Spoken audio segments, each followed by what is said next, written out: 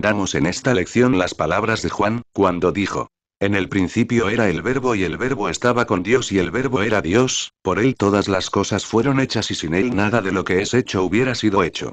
Existen 7 órdenes de mundos, 7 cosmos creados con el poder del Verbo, con la música, con el sonido. El primer cosmos se encuentra sumergido entre la luz increada del absoluto. El segundo orden de mundos está constituido por todos los mundos del espacio infinito. El tercer orden de mundos es la suma total de todos los soles del espacio estrellado. El cuarto orden de mundos es el sol que nos alumbra con todas sus leyes y dimensiones. El quinto orden de mundos está compuesto por todos los planetas del sistema solar. El sexto orden de mundos es la Tierra en sí misma, con sus 7 dimensiones y regiones pobladas por infinitos seres. El séptimo orden de mundos está formado por esas 7 esferas concéntricas o mundos infiernos del reino mineral sumergido bajo la corteza de la Tierra. La música, el Verbo, colocado por el Logos en 7 octavas musicales, sostiene al universo firme en su marcha. Primer orden de mundos, nota Do. Segundo orden de mundos, nota Si. Tercer orden de mundos, nota La. Cuarto orden de mundos, nota Sol. Quinto orden de mundos, nota Da. Sexto orden de mundos, nota Mi. Séptimo orden de mundos, nota Re. Después todo vuelve al absoluto con la nota Do. Sin la música, sin el Verbo, sin la gran palabra, sería imposible la existencia maravillosa de los 7 cosmos. Do, re, mi, fa, sol, la, si. Si, la, sol, fa, mi, re, do. Las 7 notas de la gran escala del Verbo creador, resuenan en todo lo creado, porque en el principio era el Verbo. El primer orden de mundos está sabiamente gobernado por la única ley, por la gran ley. El segundo orden de mundos está gobernado por 3 leyes. El tercer orden de mundos está gobernado por 6 leyes. El cuarto orden de mundos está gobernado por 12 leyes. El quinto orden de mundos está gobernado por 24 leyes. El sexto orden de mundos está gobernado por 48 leyes. El séptimo orden de mundos está gobernado por 96 leyes. Cuando se habla de la palabra, se habla también del sonido de la música, de los ritmos, del fuego con sus 3 compás del Mahavan y del Choktavan que sostienen al universo firme en su marcha. Los pseudo-ocultistas y pseudo-esoteristas, solo mencionan al microcosmos, y al macrocosmos, solo citan 2 órdenes de mundos, cuando en realidad son 7 cosmos, 7 órdenes de mundos sostenidos por el Verbo, por la música, por el fiat luminoso y espermático del primer instante. Cada uno de los 7 cosmos es fuera de toda duda un organismo viviente que respira, siente y vive. Desde el punto de vista esotérico, podemos asegurar que todo progreso hacia arriba, es el resultado de un avance hacia abajo. No se puede subir sin bajar. Primero hay que bajar y luego subir. Si queremos conocer un cosmos, debemos primero conocer los 2 adjuntos, el que está encima y el que está debajo, porque ambos determinan todas las circunstancias y fenómenos vitales del cosmos que queremos estudiar, conocer. Ejemplo. En esta época en que los científicos luchan por la conquista del espacio, se hacen tremendos avances desafortunadamente pequeño, en el mundo atómico. La creación de los 7 cosmos solo fue posible mediante el Verbo, mediante la palabra, mediante la música. Nuestros estudiantes gnósticos no deben olvidar jamás lo que son las 3 fuerzas llamadas Padre, Hijo, Espíritu Santo. Estas 3 fuerzas constituyen la sagrada Triamacicamno. Esta es la sagrada afirmación, la sagrada negación, la sagrada reconciliación. El santo Dios, el santo firme, el santo inmortal. En la electricidad, estos son los 3 polos positivo, negativo, neutro. Sin el concurso de estos 3 polos, resulta imposible toda la creación. En ciencia esotérica gnóstica, las 3 fuerzas independientes tienen los siguientes nombres. Surpoteos. Surpesquiros. Surpatanotos.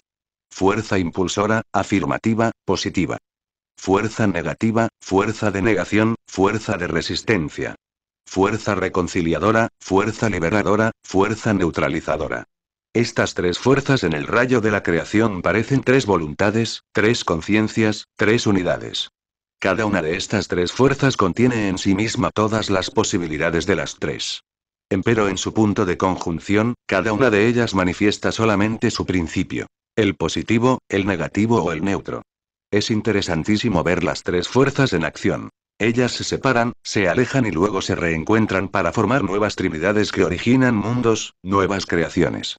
En el absoluto, las 3 fuerzas son el logos único, el ejército de la voz dentro de la gran unidad de la vida libre en su movimiento.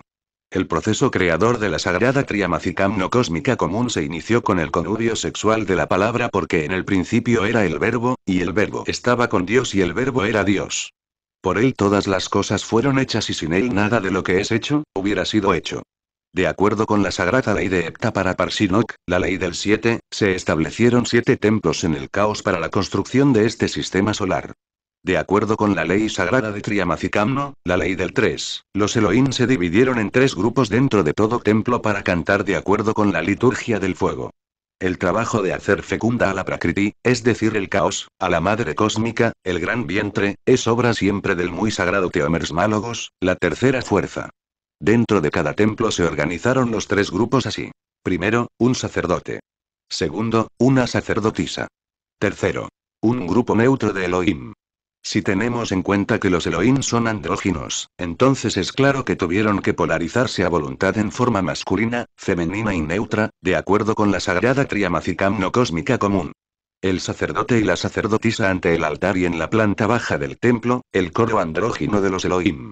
Los rituales del fuego fueron cantados y el conubio sexual de la palabra hizo fecunda el gran vientre del caos y nació el universo. Los ángeles crean con el poder de la palabra. La laringe es el útero donde se gesta la palabra. Nosotros debemos despertar conciencia en la palabra, en la laringe creadora, para que un día pueda también pronunciar el fiat luminoso y espermático del primer instante.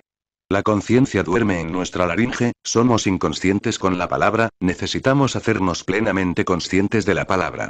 Dicen que el silencio es oro. Nosotros decimos que existen silencios criminosos. Es tan malo hablar cuando se debe callar, como callar cuando se debe hablar. Hay veces que hablar es un delito, hay veces que callar es también otro delito. Semejantes a una bella flor, llena de colorido, pero falta de aroma, son las palabras hermosas, pero estériles de quien no obra de acuerdo con lo que dice. Pero semejantes a una bella flor, llena de colorido y llena de aroma, son las palabras hermosas y fecundas de quien obra de acuerdo con lo que dice. Es urgente terminar con la mecanicidad de la palabra, es necesario hablar con precisión, en forma consciente y oportuna. Necesitamos hacer conciencia del verbo. Hay responsabilidad en las palabras y juzgar con el verbo es un sacrilegio. Nadie tiene derecho a juzgar a nadie. Es absurdo calumniar al prójimo. Es estúpido murmurar de la vida ajena. Las palabras criminosas caen sobre nosotros tarde o temprano, como un rayo de venganza. Las palabras calumniosas, infames, siempre retornan a quien la pronunció convertidas en piedras que hieren. En otros tiempos, cuando todavía los seres humanos no estaban tan mecanizados con esta falsa civilización, los vaqueros llevaban el ganado al establo cantando en forma deliciosa y sencillamente natural. El toro, la vaca, el ternerillo, se conmueven con la música, corresponden al signo zodiacal de Taurus, la constelación del verbo, de la música. En la gran alegoría puránica, la tierra perseguida por Prithu huye transformándose en vaca y refugiándose en Brahma. Pero este Brahma es la primera persona de la Trimurti Indostán. Vach, la vaca es la segunda y Virá el varón divino, el ternerillo, el Kabir, el Logos, es la tercera persona. Brahma es el padre. La vaca es la madre divina, el caos. El ternerillo es el Kabir, el Logos. Padre, madre, hijo, esa es la Trimurti puránica. El padre es sabiduría. La madre es amor, el hijo es el Logos, el verbo. La vaca astral de 5 patas que físicamente cree ver el coronel Olcott, frente al maravilloso hipogeo de Carly. Vaca extraña y misteriosa que ve cierto joven minero en los Andes, como exótica guardiana de aquellos tesoros que buscaban los mineros de su ranchería, representa a la Madre Divina, Rea, Cibeles, desarrollada totalmente en el hombre verdadero, en el maestro autorrealizado. Gautama el Buda o Gotama, significa literalmente el conductor de la vaca. Todo boyero, todo conductor de la vaca, puede usar el fuego jaíno de la vaca para entrar en las tierras, palacios, templos y ciudades de jinas. Con el poder de la Madre Divina podemos visitar el Agarthy, las ciudades jinas del mundo subterráneo. Taurus nos invita a la reflexión. Recordemos que Mercurio se robó las vacas del Sol. Taurus gobierna la laringe creadora. Es urgente que el Kundalini florezca en nuestros labios fecundos hecho verbo, solo así podemos usar el fuego jaíno para entrar en el reino de los jinas. En esta época de Taurus debemos llevar luz a nuestra laringe creadora con el propósito de prepararla para el advenimiento del fuego. Siéntese el discípulo en un cómodo sillón. Cierre los ojos físicos para que nada de este mundo vano y necio lo distraiga, vacíe la mente, arroje de su mente toda clase de pensamientos, deseos, preocupaciones, etc. Imagine ahora que la luz acumulada durante Aries en su cáliz, en su cabeza, pasa con Taurus a la laringe creadora. Cante el devoto el mantra Maum. Abra bien la boca con la A, imagine que la luz desciende de la cabeza a la laringe. Vocalice la U, imaginando vivamente que la luz inunda la garganta. Se debe redondear bien la boca para cantar la U. La última letra es la M, cerrando los labios, expeliendo o arrojando el aliento con fuerza como eliminando las escorias de la garganta. Este trabajo se hace cantando 4 veces el poderoso mantra Maum. En la glándula tiroides que secreta el yodo biológico, se encuentra el centro magnético del oído mágico. Con las prácticas de Taurus, se desarrolla el oído mágico, el poder de escuchar las sinfonías cósmicas, la música de las esferas, los ritmos del fuego que sostienen a los 7 cosmos de acuerdo con la ley de las octavas.